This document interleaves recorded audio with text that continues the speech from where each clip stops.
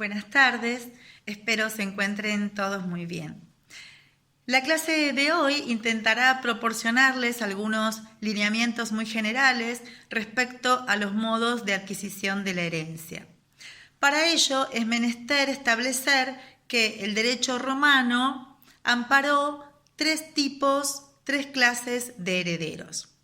En principio, en primer lugar, los herederos suyos y necesarios. En segundo lugar, los herederos necesarios. Y en tercer lugar, los herederos extraños o voluntarios.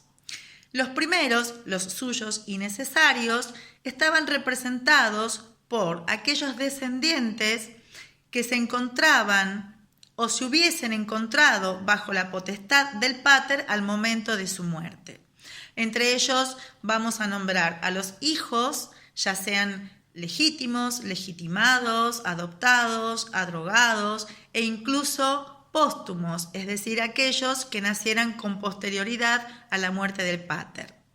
También al nieto en el caso en que su padre hubiese fallecido, es decir, el nieto heredaba en representación de su padre premuerto. Y por último, a la mujer, a la esposa, a la uxor in manu y a la nuera in manu en el supuesto aquel en que su esposo hubiese fallecido.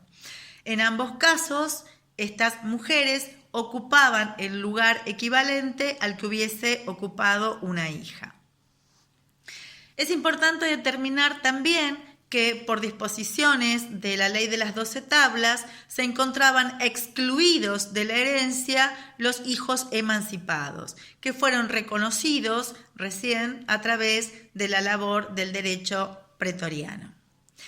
Los herederos suyos y necesarios adquieren la herencia ipso iure, de pleno derecho, automáticamente a partir de la muerte del causante.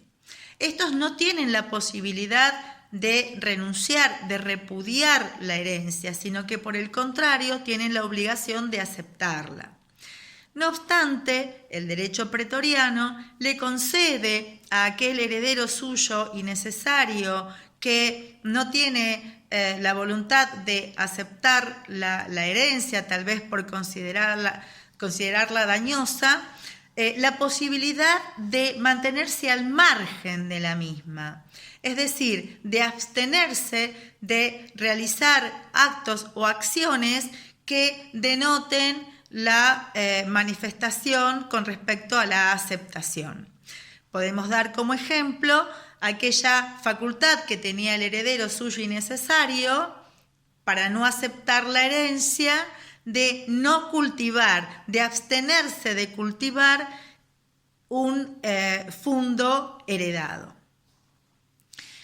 Todos estos herederos suyos y necesarios participan de la herencia en la misma proporción y sin distinción de sexo. Los herederos necesarios son aquellos esclavos que fueran instituidos herederos y manumitidos a través del testamento de su amo. Es decir, que al morir el dominus, ¿sí?, el esclavo adquiere la calidad de heredero y de libre al mismo tiempo. Tampoco tenían, por supuesto, la posibilidad de renunciar a la herencia, sino que debían aceptarla de manera obligatoria. No obstante, el derecho pretoriano le concede a este tipo de heredero la posibilidad de peticionar la separación, ¿sí?, de los patrimonios.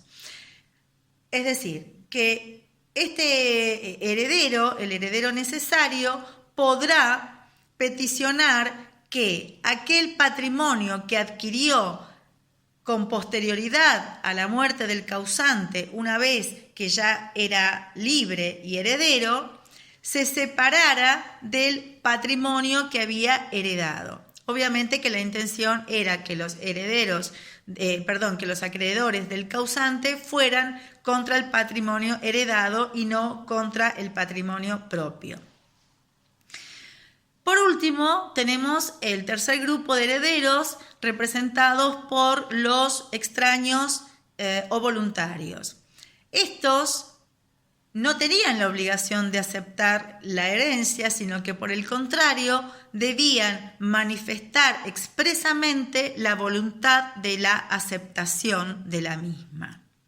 En un principio fue suficiente que este tipo de herederos manifestara la aceptación de la herencia a través de cualquier acto, de cualquier acción que denotara esa aceptación, como por ejemplo cultivar el fundo heredado.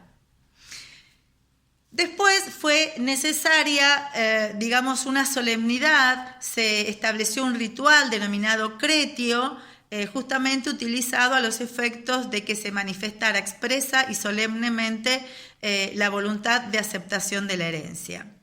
Ese ritual cretio fue cayendo en desuso y finalmente fue abolido por Justiniano. Entonces, como regla general, cuando nos referimos a la aceptación, la adquisición de la herencia por parte de los herederos extraños y voluntarios, decimos que era suficiente la manifestación de la declaración expresa, pero no solemne, de la voluntad, denominada aditio hereditalis.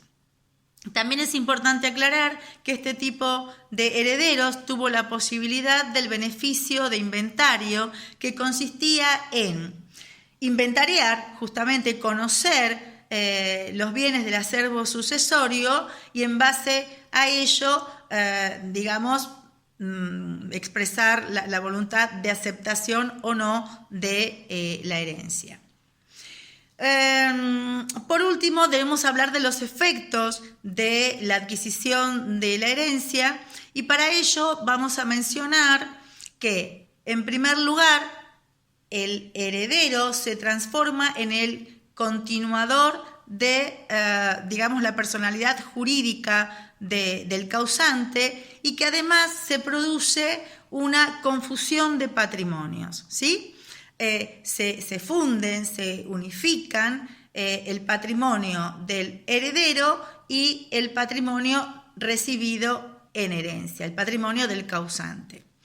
Precisamente esa confusión de patrimonios puede ser dañosa, ya sea tanto para el heredero como para los acreedores del causante, ¿sí?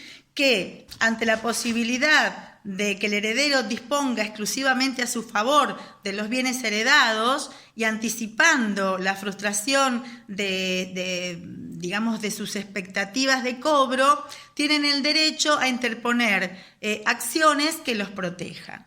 De este modo, entonces, establecemos que existen formas de proteger los derechos hereditarios, ya sea a favor del heredero o a favor de los acreedores del causante. Con respecto a aquellos modos de proteger los derechos hereditarios a favor de los herederos, ya hemos mencionado el ius abstinendi, hemos mencionado el beneficio de inventario, ¿sí?